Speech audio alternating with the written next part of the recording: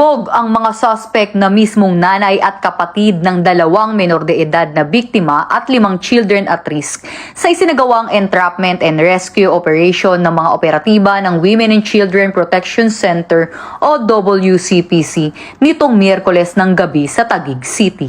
Sa patnubay ni Police Brigadier General Maria Sheila T. Portento, tumatayong hepe ng WCPC, kasama ang mga tauhan ng Anti-Trafficking in Persons Division nito sa pangunguna ni Police Colonel Lucrecio L. Rodrigueza Jr.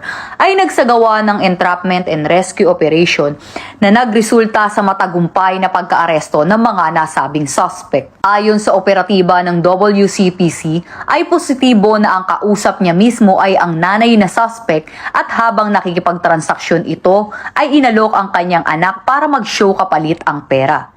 Agad na sinugod ng mga operatiba ng WCPC kasama ang mga tauhan ng Taguig City Police Station at social workers ng Taguig ang mismong bahay kung saan nagaganap ang pagsushow ng bata at naaktuhan mismo dito ang mga naturang suspect ng mga nasabing biktima. Napag-alaman din na ang biktima ay may nauna ng sumbong sa kanyang guro sa pang-aabusong ginagawa sa kanya.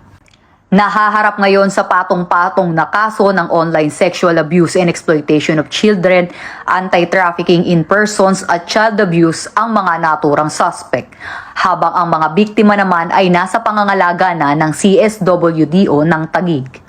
Huwag mag-atubiling magsumbong sa tanggapan ng WCPC kaugnay ng ganitong aktibidad gaya ng online sexual abuse and exploitation of children na may kaparusahang habang buhay na pagkakakulong at multa na maaaring umabot ng hanggang 5 milyong piso. At kung may nais kayong isumbong kay Aling Pulis, maaari kayong tumawag o mag-chat sa aming WCPC 24/7 helpline.